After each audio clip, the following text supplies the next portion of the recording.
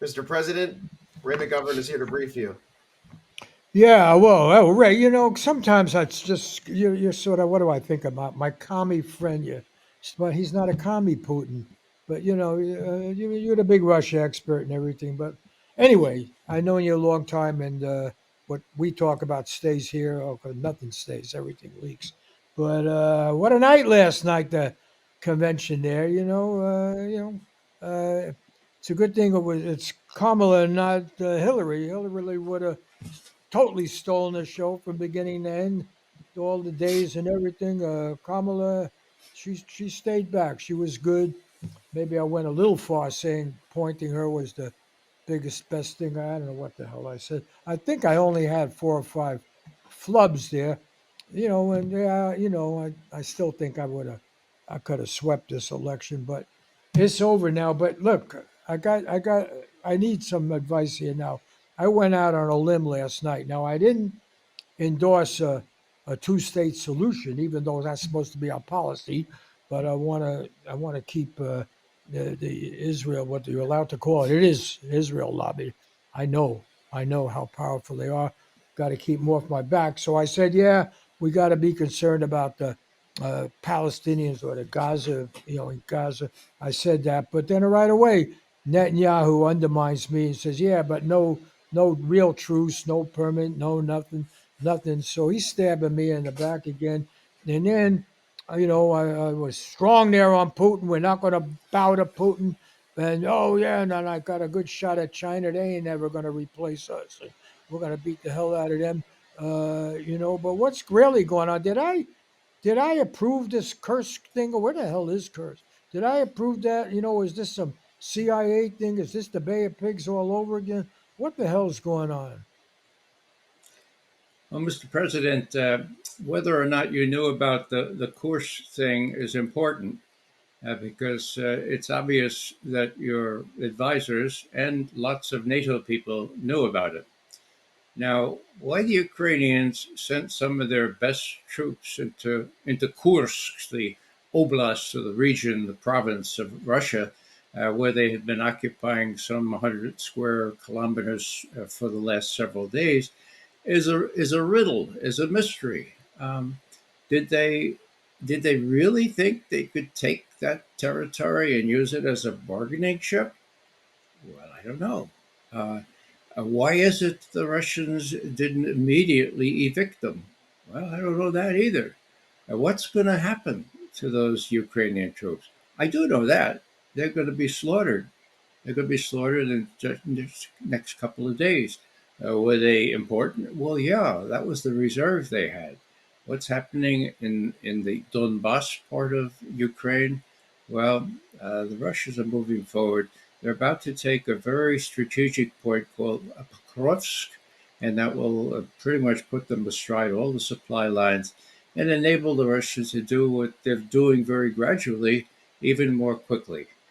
Putin himself has said that the invasion into Kursk has not only coughed up more enlistments in the Russian army than we can handle, but it also has impelled us to go 50% faster in the Donbass. So uh, why why NATO? And it's pretty clear from all the evidence now that NATO supported this invasion of Kursk. Are people really trying to get us in a war with Russia? Now, I'll just finish by saying there are lots of differing opinions in government as to what the Russians are going to do.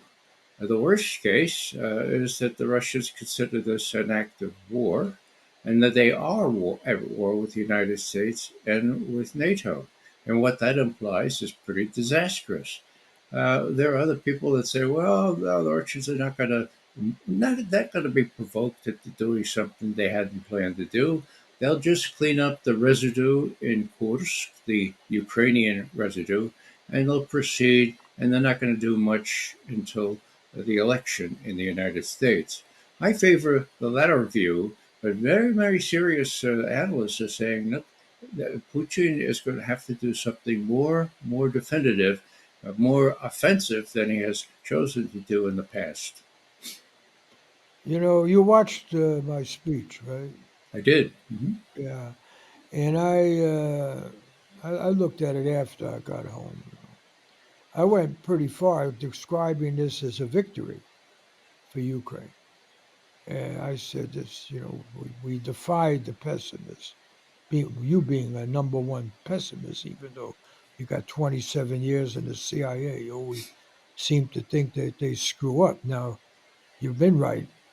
You say the CIA screws up, you're always going to be right, I guess.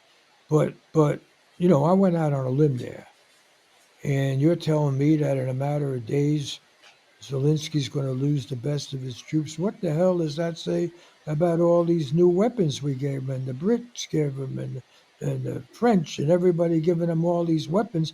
What the hell are we building all these weapons? They can't hold a couple of bunch of miles there in Russia. There, what the hell what's going on? Well, Mr. President, you know better than I that those weapons are being produced by our domestic arms industries. Those folks are making tons of bucks on this sort of thing. So when they finally arrive, the Russians will already have adopted countermeasures. The only thing that is really an incendiary point would be those F 16s. If they're armed with these longer range missiles, that's trouble. There's a chance, and some of my colleagues think there's a really good chance, that the Russians will hit their airfields, whether they're in Romania or Poland or Moldova or wherever, before they can get up in the air because of the threat that they exist to inside Russia. So, with respect to who's right and who's wrong, well, I mean, you look at the record and you know that the head of the CIA, Bill Burns, and the military were all telling you that Putin had definitively lost in Ukraine. They told you that in the first part of July last year, so more than a year ago. And so did the director of national intelligence. She said that Russia was running out of ammunition and that they had no indigenous capability to produce that information. So these people either are horribly naive, terribly misinformed, or they're not telling you the truth. Well, Now, they say Putin's in shock now. He hasn't really, yeah, you know, but I must say, run that by me again about the F-16s, because I'm president for 5 more months. Like I said yesterday, I've been around this a long time, and sometimes things get scrambled. But you telling me I may have to respond to attack they make on another NATO country? NATO, they make an attack on those F-16s in a NATO country. There's no end to this, right? that's correct, What? Mr. Well, President. what do you tell me? I'm going to have 15 minutes to decide whether the world gets blown up?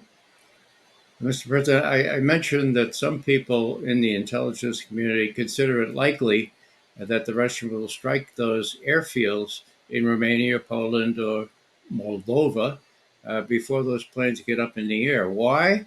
Because those planes, if they're armed with these latest U.S. missiles, have the reach. They can stand off. They can step way back from Russian air defense and hit targets within Russia.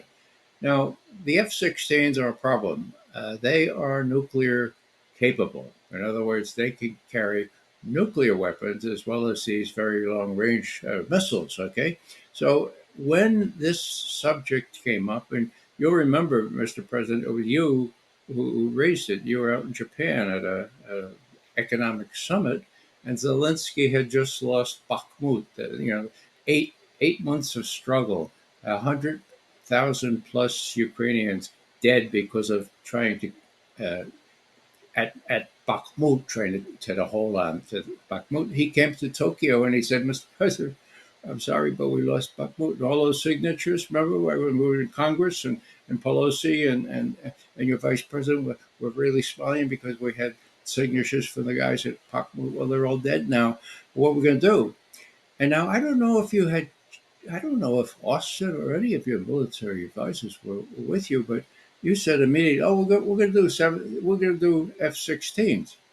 Now, will the F-16s have any chance of turning the trajectory of the war in Ukraine around is incredibly dubious. The only thing they could do is cause a casus belli, so to speak, a reason for Russia to strike directly, not only at the F-16s if they fly over Ukraine, but the airfields from which they fly. And Putin 2 months ago made that explicit, saying precisely that. So, if you're being advised to up the ante in Ukraine, realize that Putin is sitting pretty. He's got the upper hand. He's going to destroy those Ukrainian troops, the crackerjack Ukrainian troops in Kursk, and then he's going to move slowly. Probably he won't take the rest of Ukraine up to the Dnieper River until he sees what happens in the election. But he's capable of that, and you need to know that because you've been very poorly advised. 1 year ago, we had already won, and now all of a sudden, we're about to lose. So Wait, one wait, thing to wait, do wait, is, Ray, wait a second. I want to get back to that 15 minutes. I don't want to. Somebody's going to wake me up at 3 in the morning, and they hit Warsaw and took out F-16s in Warsaw. Have we assured Putin that there's not any nuclear weapons going out on that? That well, they're Mister, not aiming at nuclear targets? We got any understanding with Putin on that? not to my What the hell do you knowledge, guys do with the CIA? I know you're not in the counterterrorism, blah blah blah, but you know what? What the hell? What's going on here? Doesn't Putin know we're not going to take out his nukes? That we're not going to take out the Kremlin? What does he know? well, he knows that we have weaponry now going into Ukraine that can fly up in the air, stand off, and shoot deep inside Russian territory. Those are the things that we've just given Ukraine. He doesn't think that we're going to attack the Kremlin, but he thinks that there's so much at stake here. And you made it pretty succinctly last night. Except I would find fault with your claim that Putin thought that he could take Kiev in 3 days. Uh, Mr. President, with all due respect, that wasn't Putin.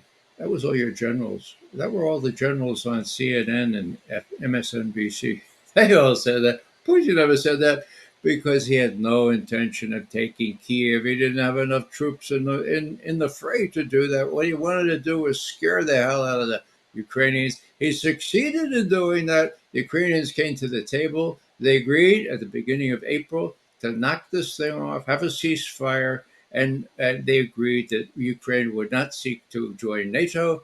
And that was all shoved down the road by Boris Johnson, sent to Kiev on your behalf, really, and on the behalf of your advisors, and said, no, you can't do that. We got to fight on. And the result is, if you care about humans who suffer here, several 100,000 Ukrainian youth, many Russian youth, all because back in late March, early April, and this is documented now by the Ukrainian negotiators at the time, the deal was done. All that Ukraine had acknowledged was we don't want to be in NATO, we'll be neutral. And that fell apart under the pressure of the UK working on behalf, as usual, of the US. So that's the background for that. So the notion that Putin had set aside sights on conquering or taking Kiev in 3 days, that actually comes from our cable channels. That comes from very wise former generals that are so frequent on those cable channels. Yeah, but Ray, I always bring you back to reality here. I said we don't bow down to Putin. That was one of the biggest applause lines I got last night. Ukraine is the good war. It's the good war. We're on the side of freedom. We're against well, it's not much of an empire anymore, but the evil empire and not communist anymore. I don't know where communism comes in. That damn Trump keeps telling me Kamala. He says Kamala, the New York Post. Kamala's a commie. How the hell? What's commie got to do? We like commies in Vietnam. We don't like them in China. I don't know. The commie thing just played out too long. We don't know what the whole thing. Putin, he's anti-commie. Yeah, but anyway, the good was when we got the Ukraine, because there's no draft. We don't have protesters outside the convention. Boy, if we had draftees going into Ukraine, then the whole convention wouldn't have happened. It'd be Chicago to the 10th power.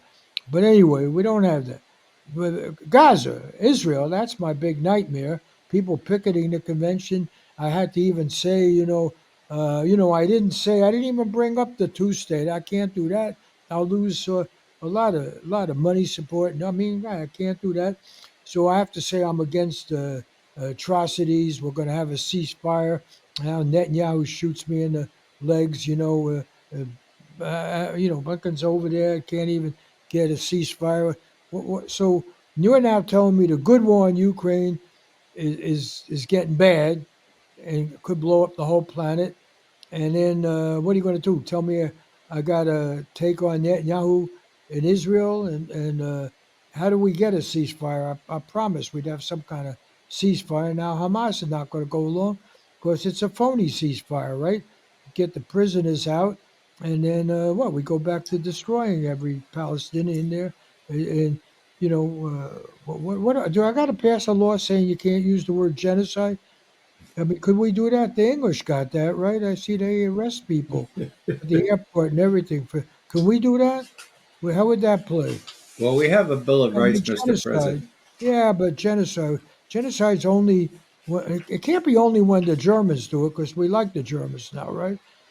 Right? It used to be said genocide meant the Germans. They killed all the millions of people, Jews, and then a lot of other people. But we can't.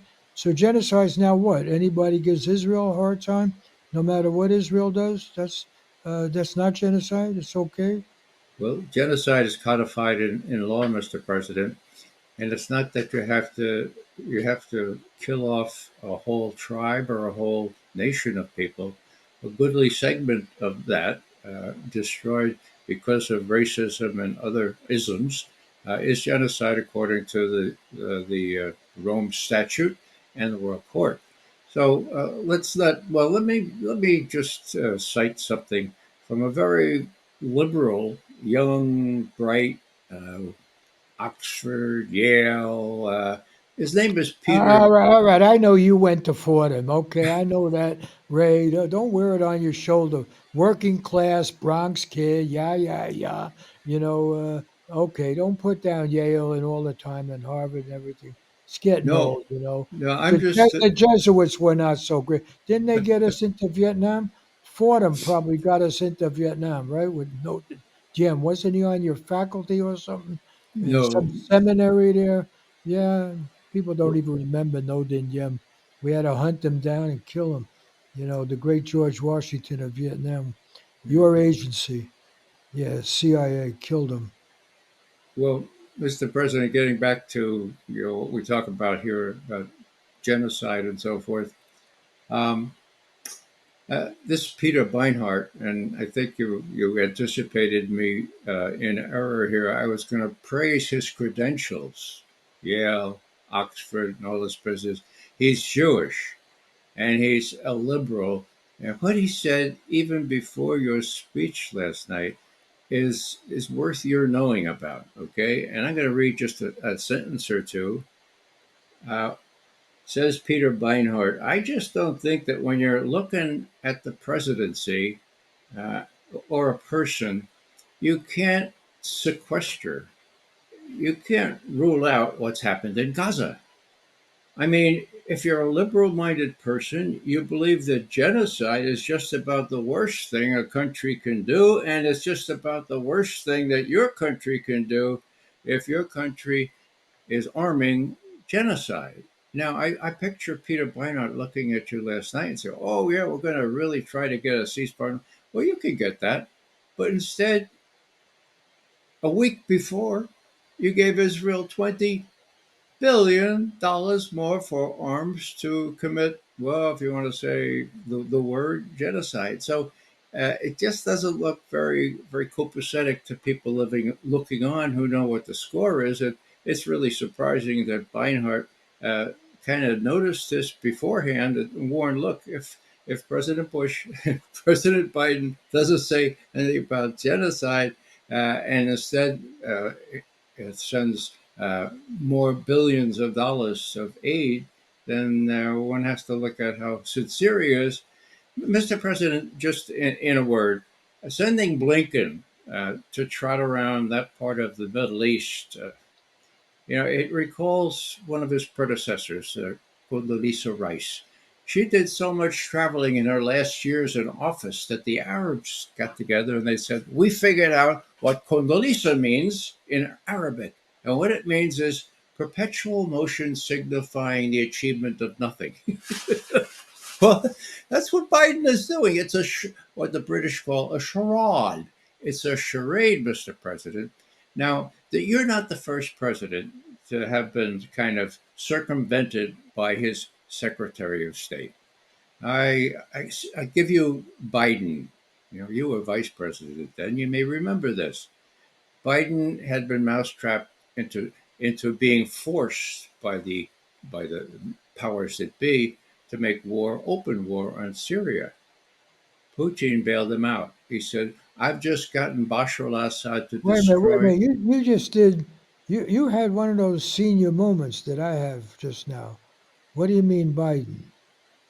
Oh, I meant Obama. Yeah, Oh yeah. Wait, hey, yeah. hey. You I'm can't just run for. You can't run for president. no. No, Well, no, no. yeah, I You, never. you could you give a speech like I gave last night? You couldn't do that. No, I couldn't Well, I do had that. three or four screw ups, just three or Yeah, four, very small. yeah. Pause, got it together. But Jesus, you confused me, Biden, with Obama. I was the vice president. I didn't do that. Obama Right, was the president, right? right. Well, yeah, Right? but I got that. Am I forgetting this? Was I the vice? I was the vice president. you What do you were. think when Yeah. you were elevating me to? What you think I had some influence in that administration? You No, I'm think just. Obama ever listened to a goddamn thing I ever said? Huh? You think Well, that? Mr. President, that's beside the point. What happened here is that Obama, goaded on by all his advisors, first and foremost, the Secretary of State, a guy named John Kerry, to make open war on Syria. Okay, he stepped up to that, and Putin helped him by having Syria destroy all its chemical weapons. Now, what happened? It just happened when Obama was going up to St. Petersburg for an economic summit, and he got together with Putin. He said, "Look, I can help you here. I can pull your chestnuts out of the fire. You don't have to make a war on Syria." And that's the way it worked out. 3 days later, in London, John Kerry is making a separate trip trying to get the British to support open war against Syria, and somebody asked him a question, Mr. Secretary, is there nothing that Syria could do to prevent the U.S. making war on it? And Kerry says, well, and this is a quote, right? Well, I suppose they could. I could suppose they could give up their chemical weapons to be destroyed, but that's not going to happen. There's no chance that's going to happen. End quote. Kerry gets on a plane. Obama calls him out. Oh, John, forgot to tell you. I made a deal with Putin. We're not going to have to go to war. Sorry about that. We have a deal. It's going to prevent the war. Okay. That is 2013. Okay. Now, what's my point? My point is that Kerry was undermining what Obama wanted to do, not only with the US Congress, but also with the people in London and everywhere else. And there are lots of examples of that. Maybe the primary example, and you will remember this, after Putin moaned and groaned about these missiles that are already in Romania and Poland, which give him 10 minutes prior warning from launch to target. Okay. And if they're hypersonic missiles, eventually, the US gets them, 5 minutes. Okay. He was forced by his military to give you a call. You may remember, it was the end of the year, 2001, okay? December 30th. He said, "Look, Mr. President, can you at least promise not to put offensive strike missiles in Ukraine? Could you do that, please?" And you said, "Oh, okay." How could you say okay? Because you were alone. You were in Delaware, for God's sake. There was no Blinken, there was no Sullivan there to advise you otherwise. What happened? 2 weeks later, Lavrov, foreign minister of Russia, raises this with Blinken in Geneva, and Blinken says, "Oh, forget about that. We have the right to put offensive strike missiles in Ukraine. We're willing to talk about how many we put in, but no, forget about that." Indirect contravention to What your year was assurance. that? You got me confused here, Ray. What was I doing? You said 2001, 21? Yeah, When this we, was this was when you were president. You still are president. This was the 30th of December, 2001, 2 months before Putin sent his troops into Ukraine. Uh, 2021, yeah, 21? I'm sorry, 2021. God, Yeah, you just as screwed up as I am. I'm trying Maybe to. we both got to retire. 2021, right? Yeah, sorry about Yeah, that. boy, well, I thought you were a little younger than me, a little, but but I don't want to get lost in all these details. I'm stuck here now on do I have 15 minutes at 2 o'clock in the morning to end life on this planet or not? Is that what we're talking about now? I mean, what the Well, hell is going on here? People say don't do anything to screw up Kamala's chances. I mean, there won't be any election. What are we? Those F-16s there, they could. I mean, God, are you fear mongering or what the hell's going on here, Ray? What? I'm What? saying How serious is this moment? I'm saying, Mr. President, that you will have to respond to entreaties by your advisors. Things are going to go really downhill in Ukraine before the election. Okay. Now, the Russians look at these F-16s and the new armaments that have been promised for them as a real threat to the Russian homeland. And so, if they go up in the air with these new armaments, or God forbid, even nuclear weapons tucked under their wings, they're going to be shot down. And the Russians may not wait to shoot them down once they're in the air. They may hit their bases. And if their bases are in Poland or Romania or Moldova, well, not Moldova, but Poland, Romania are members of NATO. And then your advisors are going to say to you, "Oh, Article 5 of NATO requires us to respond." And you're going to say, "Well, how can we respond?" And they're going to say, "Mark my words, Mr. President, well, we have these tactical nuclear weapons. That's about the only thing we have left on the shelf. And they're just low yield, and that would show the Russians that we mean business." So that's the decision you're going to be faced with before the election, and maybe even after the election until the new inauguration. So, yeah, I'm kind of trying to make you sensitized to the fact not only that this is going to happen on the ground, but that your advisors, based on their past performance, are going to advise you, look, we may have to do these extraordinary things to prevent loss in Ukraine, loss in the election, and maybe loss of our own freedom, given the fact that that fellow with the orange hair has the book on you, on your son, on Blinken, on Sullivan. He knows how he was done in for 4 years, and probably people have a realistic expectation that he'll be pretty vengeful. So that's what's at stake, Mr. President. Yeah, if it's 15 minutes to decide, then you're going to have to decide whether you want to risk blowing up the rest of the world, or whether you want to. Here's an idea: nobody is talking to Putin. Why don't you do that now? Without Blinken, without Sullivan. Turns out they weren't with you in Delaware when you made that sensible commitment. All right, we won't put any offensive strike missiles in Ukraine. They double down and they double crossed you. And the Russians are looking at it and say, well, who the hell's in charge in Washington?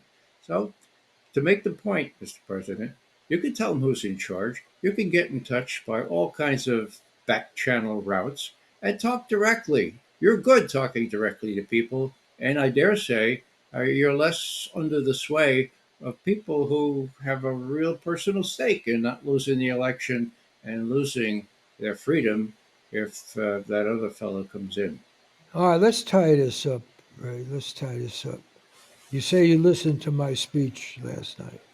Yeah, And believe it or not, I put a lot of effort into that. I'm sure you And did. I do know what I said.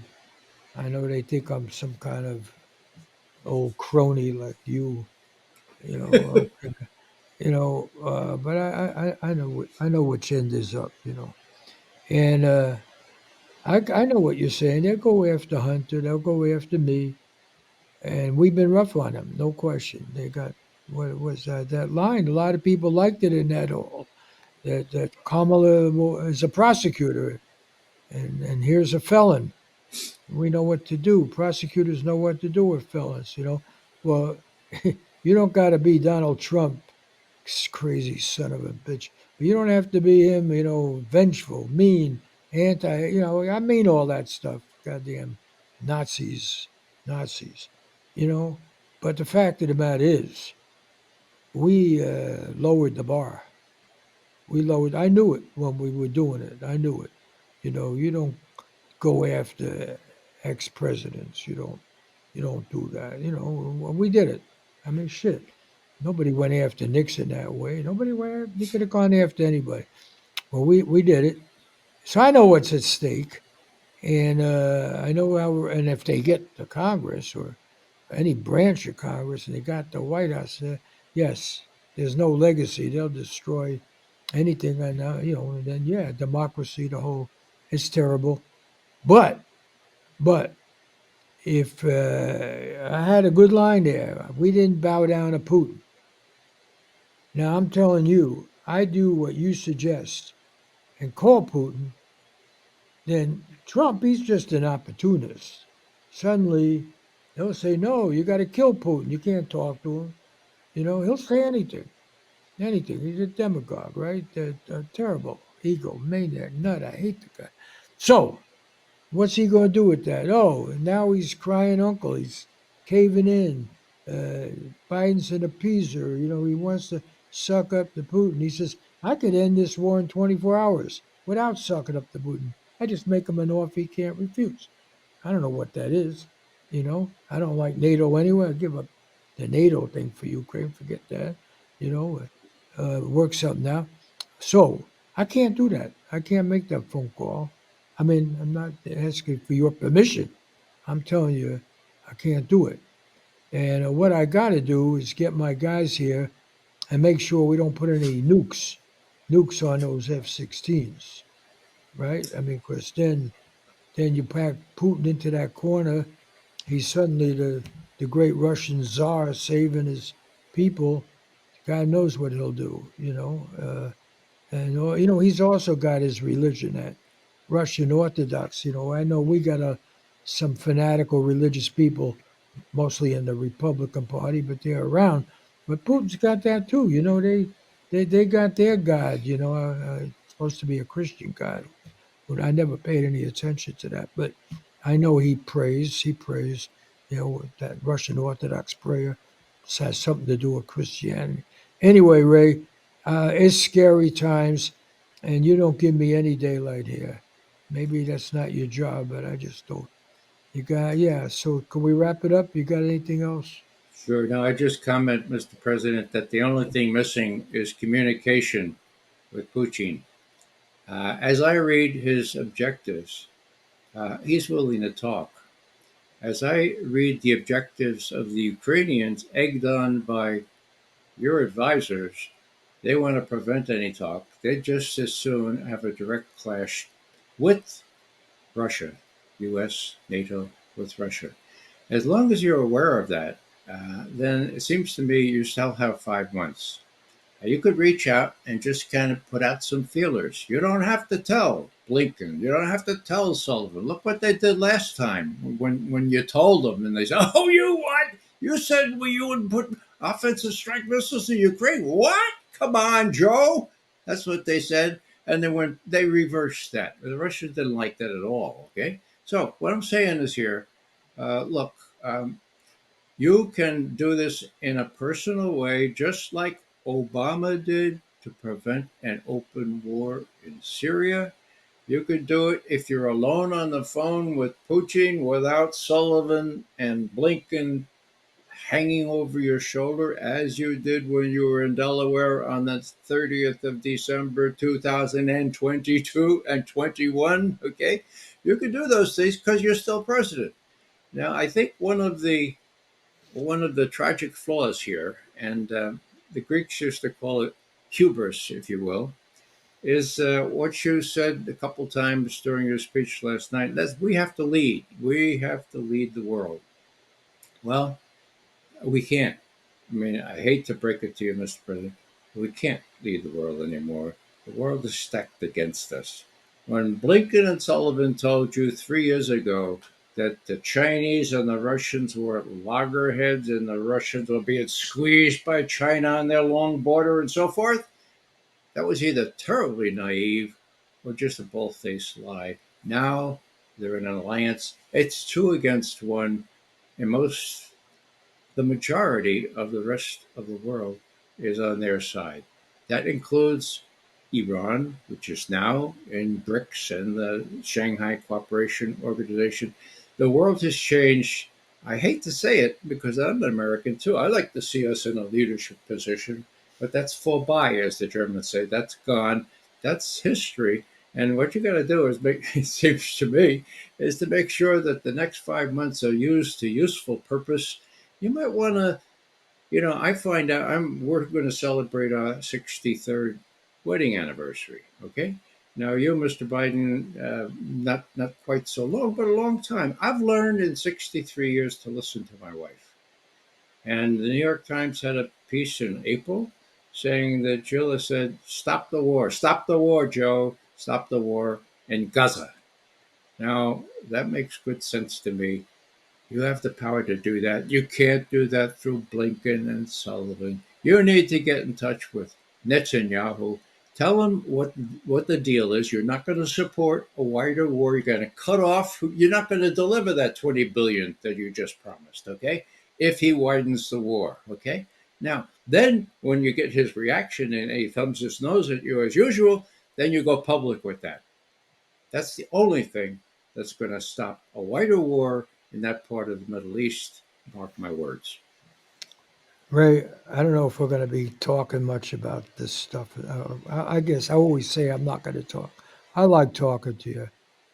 Let me, you know, brains only take you so far. I'll admit you probably had higher essay. Trump says he's a genius, he's a fucking idiot, but I want to tell you something.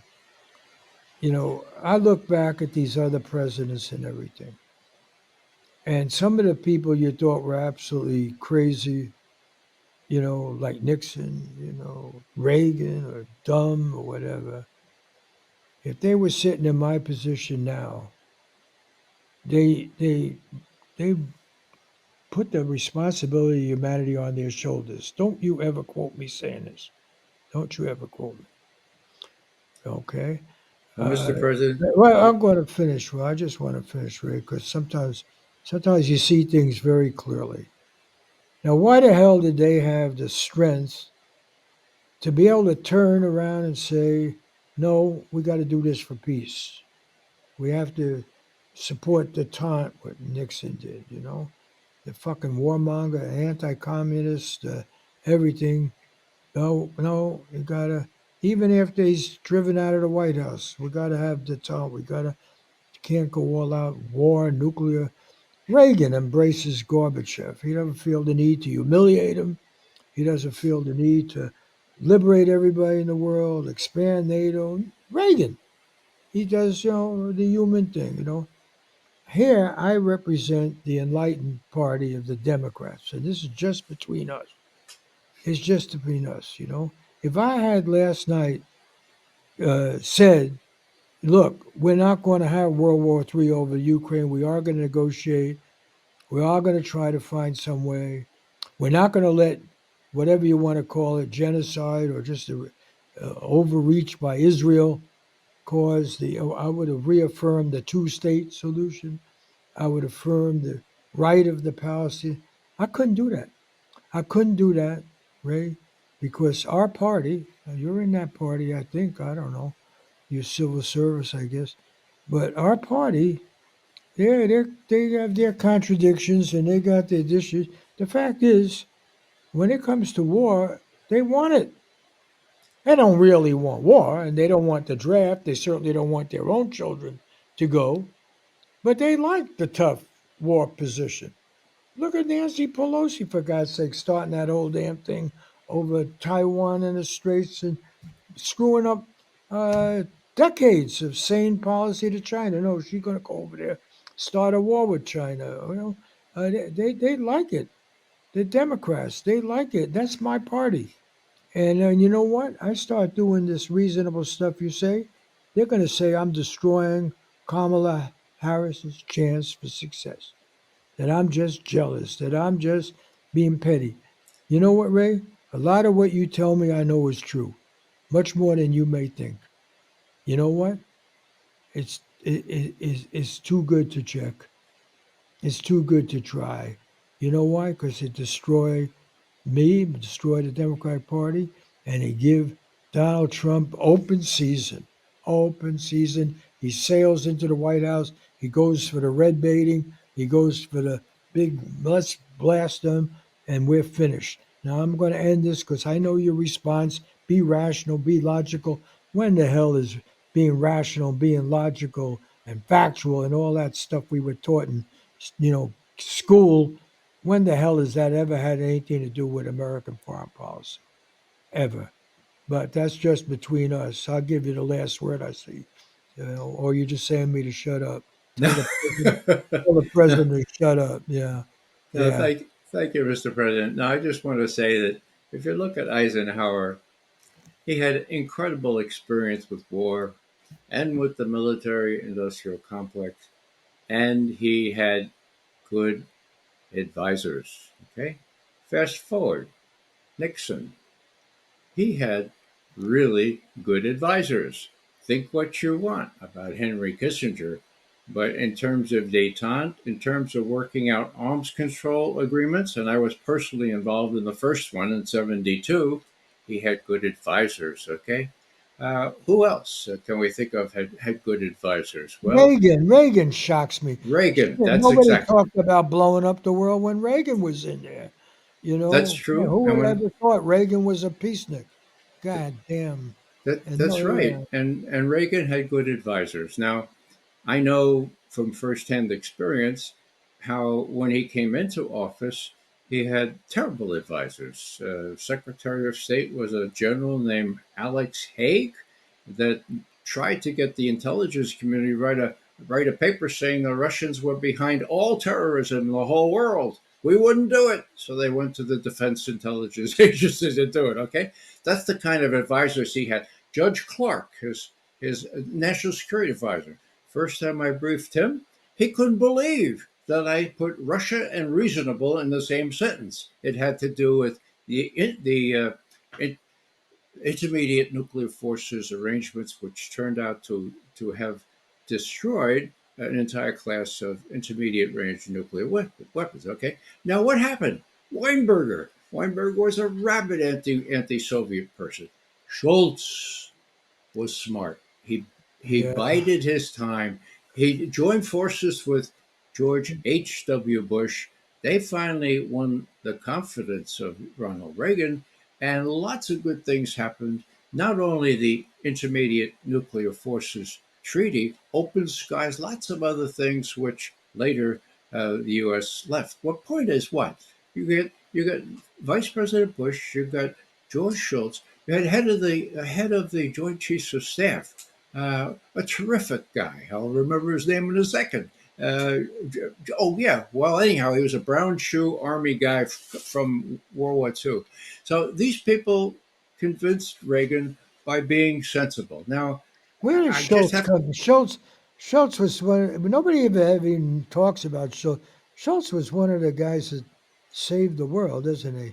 He is. Yeah. Well, what was his background? He was at Stanford there, or he was at some business corporation. He went to Princeton, and he's got a tiger on his rear end to prove that. I'm not But, speaking but, out of school. I haven't but, seen but, it, but others but have. didn't he end up at Stanford there? Stanford, Yeah, yeah. Well, that's yeah. where I used to brief him when he was on vacation. He had a really nice house at Stanford. Now, he was the real deal. He would listen. He wouldn't say a lot, but every now and then he would object to what my nominal boss Casey or Bobby Gates said about how the Russians would never give up power without a terrible, terrible, terribly violent revolution. And I'd say this Gorbachev fella seems to be the real deal to us who are honest Soviet analysts. Why don't you try it, Mister Schultz? Why don't you go over there? You're invited now. Go take a look, see if he's real for real. And he was for real. So what I'm saying here is there were good advisors. They won the confidence of Reagan. They won the confidence of Ike, who had lots of good confidence and good experience in and of himself. And you lack those. Well, look at their record. They say that Russia had already lost. That was more than a year ago. They said the Russians running out of ammunition. Why not? One of the things that I think Trump really has a point with, and forgive me for saying it, is you never fire anyone. Now, if I well, permit me to say this, if I were president and somebody said the Russians had already lost in July of last year, they would be fired. If I had a Secretary of Defense that misled me into thinking the Ukraine had any chance of winning the war, I would fire him. So, just a word to the wise president: as you go off for your little vacation now, think about all this, please, and also please listen to Jill.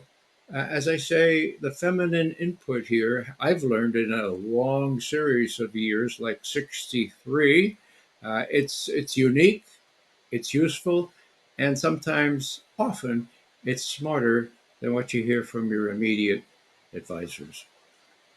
Yeah, right. That's fantasy. The reality is this nation, they like war as long as they don't have to fight in it. They love these surrogate wars.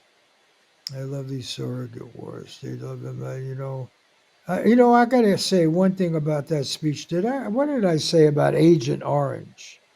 And that my son dying and Agent Orange and the burn pits in Iraq and everything. Yeah, Didn't we make Agent Orange? That's what we dropped on Vietnam, right? yeah. I, Agent Orange, of course, Vietnam. This is more recent stuff, just burning up all these chemicals and all this stuff, these but pits. I said in that speech at the convention, I said Agent Orange. How did Yeah, that get in there? Somebody put that in there. That's what we did to Vietnam, right? that's correct. Yeah, That that's killed a we lot of people with that. deforested it. Yeah, Yeah. and when when you look at Yeah, but that's Vietnam, not what killed my boy, is it? well, Agent no, not Orange. Agent Orange. But Yeah. let me make a Yeah. related point here. Yeah. LBJ did We're not. making, yeah, go ahead. We're making too many points. The fact is, I'm holding the lousiest hand. I'm a lame duck. Nobody's going to listen to me. I do the right thing. There goes my legacy. Then there might nobody, man, anybody, nobody, who got else gonna have a legacy if we blow up the world? There's no legacy. I don't know what. Yeah, go ahead. Last point, Ray. I gotta get some Okay. sleep here. What is it? About 11 o'clock, Well, right? 12 in the morning. I gotta get that morning nap now. I don't get that nap, I'm finished. You ought to have a nap too, Ray. You're making the same kind of slips I'm making. This I'm age just, stinks. Getting I'm old just, sucks. Sucks. yeah, I'm You just know. trying to make you feel a little better, Mr. President. My numbers get mixed up sometimes, so Yeah, I'm in yeah, the same club. yeah. Listen, I guess what I'd say is this: in the vernacular, where I come from in the Bronx, we would say you have to know when to hold them and when to fold them. Okay. Now, if more is at stake than winning money in a poker game, which of course is the case here with respect to Ukraine and Gaza, we gotta at least consider when to fold them. The point I was going to make before, you mentioned Agent Orange and Vietnam and all that stuff, and I have been trying to make the point about good advisors and bad advisors, and contrasting the ones you have with the ones that Ike had and that Reagan had. Okay, now how about the ones that LBJ had? They were awful. They were terrible. They thought that they could lead the world in the fight against communism when they were dealing with a civil war between communists and others that we supported in Vietnam. It took years to realize that, and we killed 3 million Vietnamese. Okay, that was really bad advice. Now, who are these people? Oh, they're the best and the brightest. Halberstrom wrote a book about them, and they were all. McGeorge Bundy was the dean of what Harvard College, and all these guys that came out of in the so-called Enlightenment of the Northeast. They were bad advisors. So these guys that you have come out of the same schools think that we're still the exceptional or uh, the most exceptional and necessary person, the country in the world. They're wrong. They were wrong in Vietnam, and that was a long time ago. They're really, really Let, wrong let me now. let me tell you a theory I got, because I still, I may not be some big intellectual, but I've seen a lot. What we got now, it's not just that we think we're exceptional. You got that sick ass bastards in Europe, and I mean all of them, the whole pack from Putin to Schmidt, everybody. I don't know, all of them, even over to England. They still have fantasies of the old world. And then you got these new things, in India, China, Brazil, all that stuff, and they're playing all these. They're taking advantage of all this stuff. And I just give you one example. When I've been in government a long time. When we used to do some stupid stuff, you at least could count on the Swedes. The what the hell you call them? The Scandinavian countries. Maybe Finland, not Sweden, they're not like that, but they're same kind of, they have, same kind of dour disposition. You could count on neutralism, Germans, ohne uns, and all that. Now, the Swedish prime minister there and the ex prime minister just yesterday, today, they want us to go full war against Russia. Where is Olive Palme when you need him? Where there are no neutralists left in Europe. Europe's gone crazy. And I was going to ask you, by the way, we're taking too much time, but as it's turned out that Cy Herschel, I can't stand that son. But anyway, that he said we did that blowing up the pipeline there, the Nord Stream. But now they're saying it's the Ukrainians did it. So did we do it? What is all that? Is that's a whole nother briefing or what's going on? And Well, everybody must know it. The Germans know who blew up their pipeline, right? You know, everyone who's reasonable knows.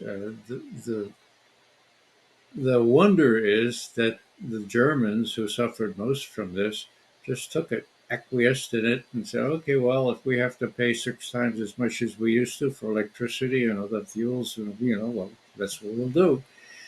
Yeah, I don't know what goes on the other side of those turnstiles at headquarters CIA, but Cy Hirsch has this record, this incredible record of breaking such stories, and the detail into which he goes are very persuasive. So, yeah, Putin has said he believes Hirsch in effect, and so what are they doing? Why are these stories coming up about Zelensky or Zelensky?